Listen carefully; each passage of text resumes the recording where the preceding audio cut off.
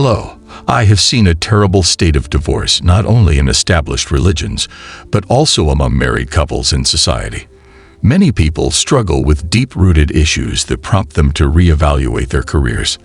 Often the partner, male or female, begins to separate, citing difficult issues such as sexuality, the influence of idolatry, abuse, and the challenge of male characteristics. And the woman. These issues are at the center of the debate, as each group seeks to assert its autonomy and reclaim copyright for its own existence. It's amazing and sad to see how different beliefs and values can create a wedge between couples and society, leading to betrayal and conflict. As we navigate these challenging waters, it's important to look at not only the personal stories that emerge, but the wider societal implications of these divisions. What does this mean for our understanding of relationships, faith, and human identity in an increasingly complex world? Think of your life as a story they will write. It seemed right, but their marriage was doomed. Arranged marriages have been common in most societies throughout history. People are not their authors. A marriage works when one partner does what the other wants, or both do. A person can argue that there is a script in his life, and if he wants others, it will lead to divorce. No relationship can be imagined if you have their lives.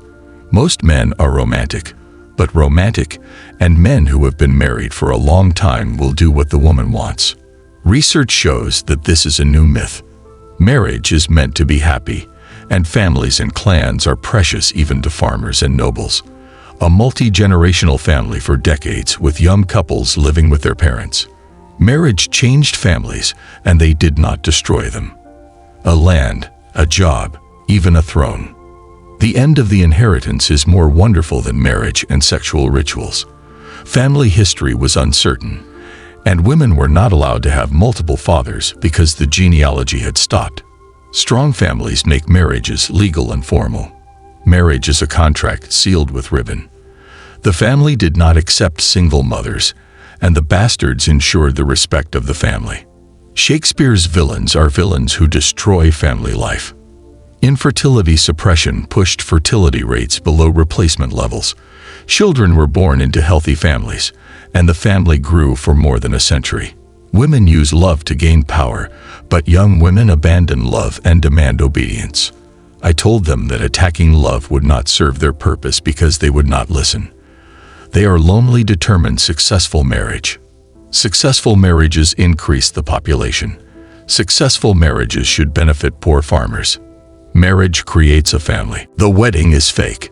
Surrogates have fewer children or relatives. Writing life does not contribute to successful marriages. Faith is right, or others. If a woman wants more freedom, there is no writing freedom. He wants to write more. Both men were appointed.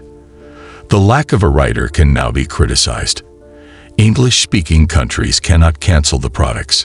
In China, daughters kill themselves to have sons.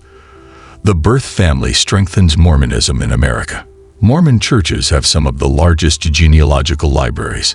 As many believe, creativity does not mean freedom. Mozart's discipline was intense and consistent. However, this heat and pressure made the diamond work. A great poet understands music and language. Bad poets release emotions through poetry, painting, etc., which demand controls. If someone walked into a gym and claimed, "I'll be the creator of my own body," he'd be considered crazy. If you read comic books, you'll be dumber than a Plato reader pushing means confinement in life. Children prefer order to chaos. There's no system, no restrictions, nothing in dating and love. The stricter our regulations, the happier we are. Improving your life means raising your standards when others act content. A painter who paints is happy, but not if he becomes a banker despite getting his way. As we close out today's conversation, let's consider how often we let our desires shape our identities. Instead of focusing on what we want in a marriage, maybe we should change the question of who is making that journey. People cling to the idea of deep relationships, but the reality is different. Many seem to focus more on achieving personal goals than seeing themselves. This goal leads to a cycle of dissatisfaction, especially when the needs change in many, leaving many women unfulfilled. It's a fascinating idea. They may be surprised by the way their interests change, but they forget the value of a true relationship with their partner. If you like this, remember to hit the like button. Your support will help us create more content that dives deeper into these important topics. And don't forget to subscribe to the channel for more interesting videos. We love having you on our forum and look forward to exploring these topics together in the next installment. Until then, take care and stay safe.